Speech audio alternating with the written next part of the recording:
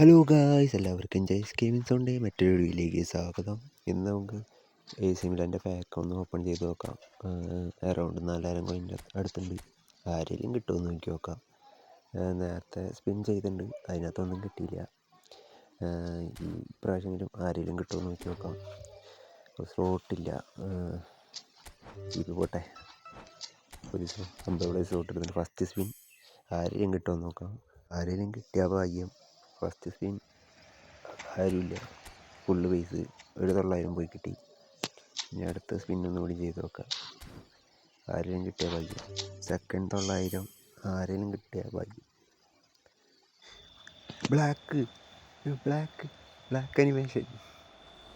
ഒന്ന് ഇബ്രാഹിമോച്ചാണ്, 11 jersey number. രണ്ടാമത്തെ ആരാണാവോ, അറിയില്ല. രണ്ടാമത്തെ ഓട്ടോ റൈറ്റ് ബാക്ക്.